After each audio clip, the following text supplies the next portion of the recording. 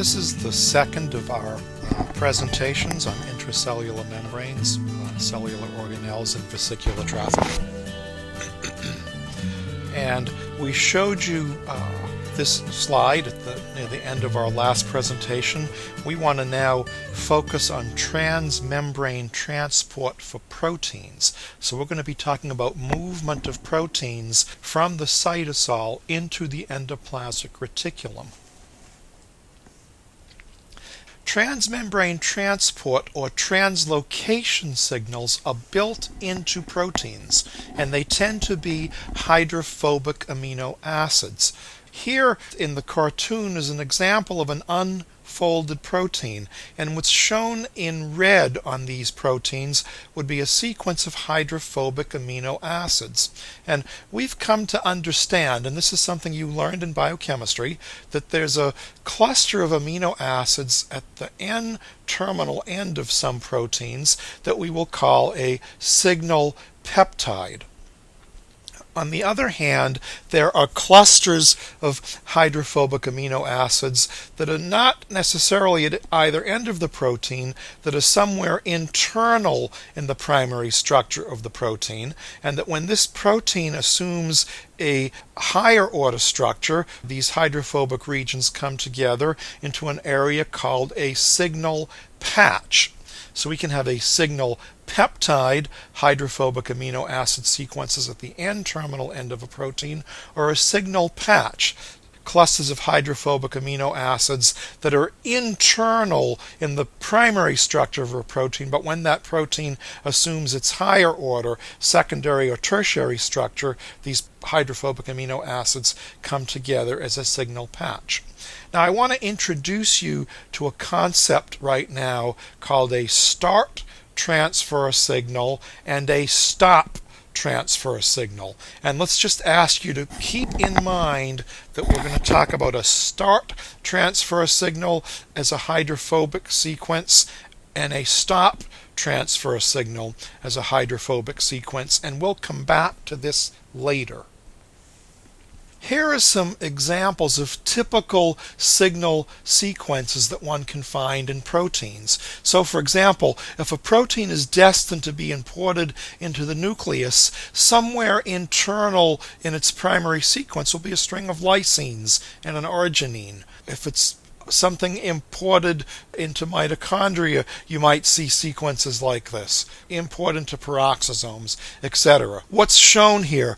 Positively charged amino acids shown in red, negatively charged amino acids shown in green, hydrophobic amino acids highlighted by yellow, hydroxylated amino acids in blue, the N-terminal sequence shown where relevant, the C-terminal sequence shown where relevant. What do you have to know for an exam vis-a-vis these signal sequences? I would like you to understand that for a protein to be imported into the ER, it's going to have an N-terminal hydrophobic sequence. So this sequence shown by these hydrophobic amino acids is near the N-terminal end. Do you have to remember what the sequence is? No. Just understand that import into the ER has a hydrophobic sequence near the N-terminal end.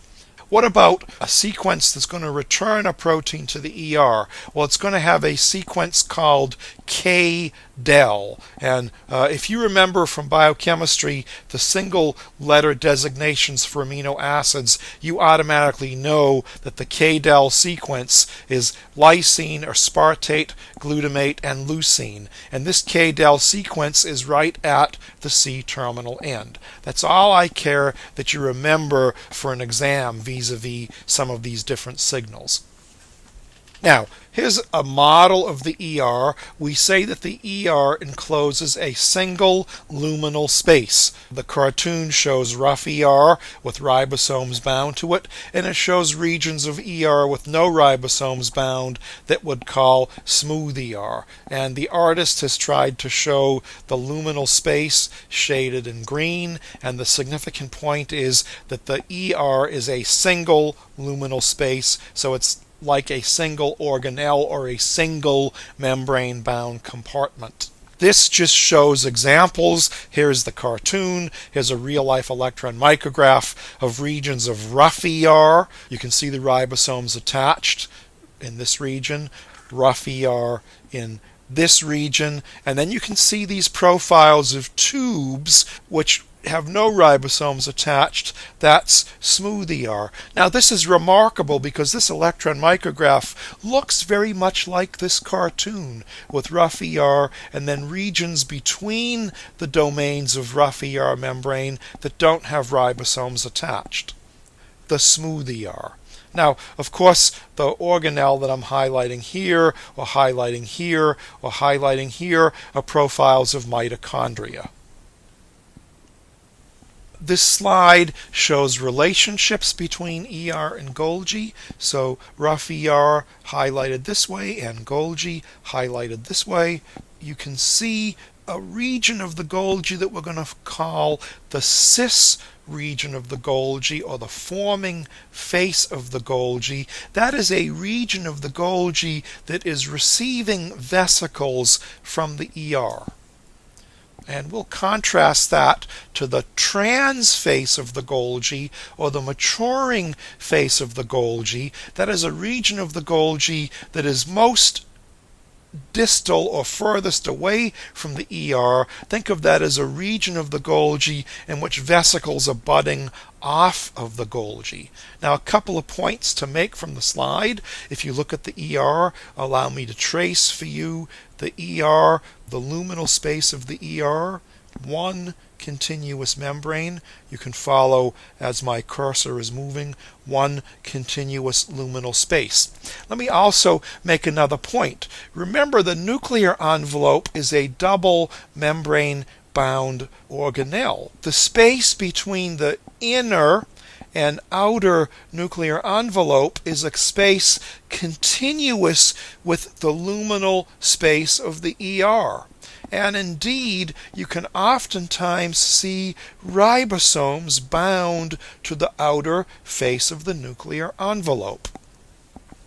Another point to make, some of these vesicles shown pinching off of the ER, or some of the vesicles pinching off of the Golgi, look like they have some type of a coat on them. That's to indicate that some vesicles are coated, and on the other hand, some vesicles are not coated. And we'll talk about the significance of coated versus uncoated vesicles in a little bit.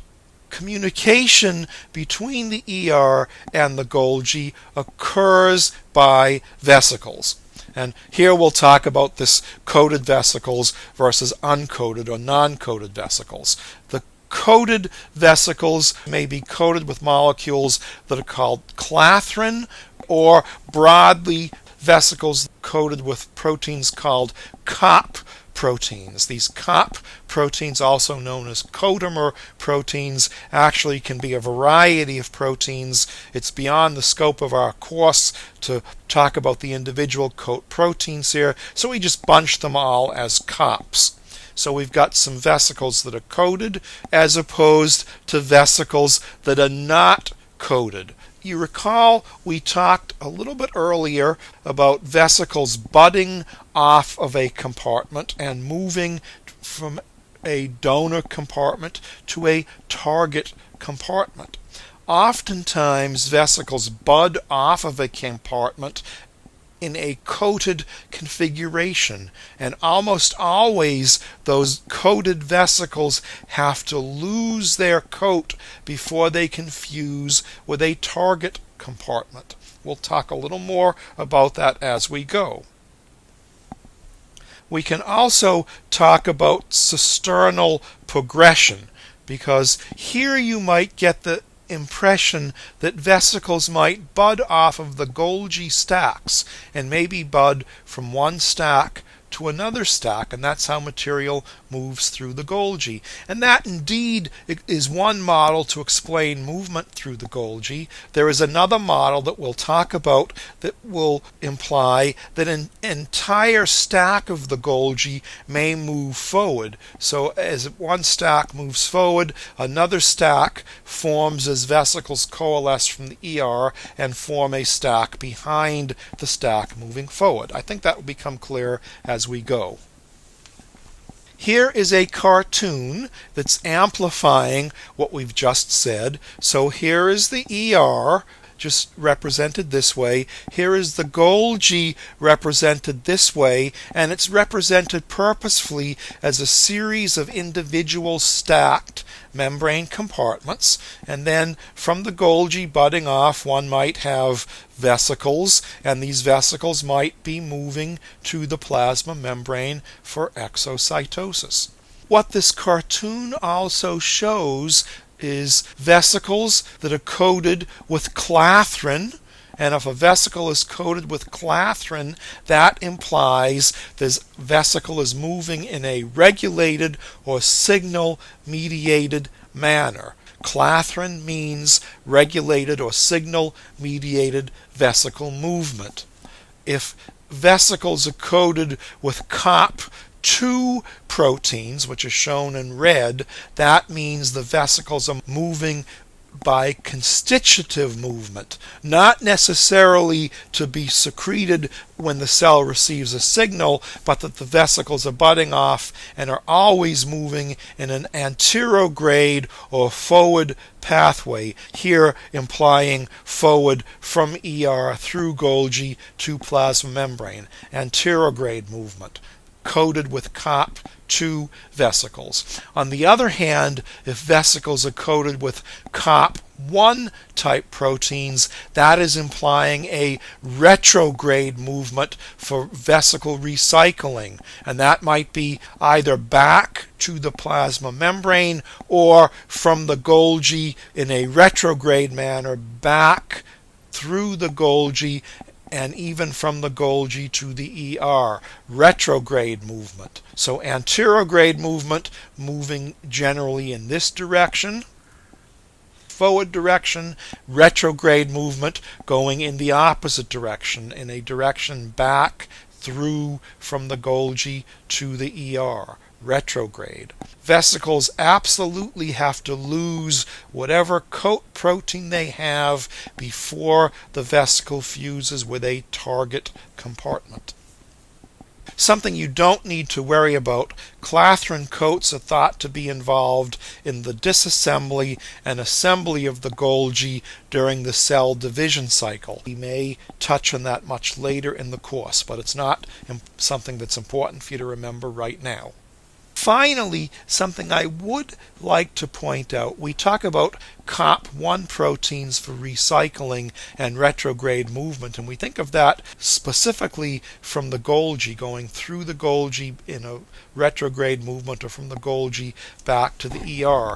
As we've said, there's also recycling in endocytic vesicles if something needs to go back to the plasma membrane. And there's a special type of COP1 protein that is given the term retromer. These are coating proteins that are involved in recycling of membrane vesicles from endosomes back to the cell surface.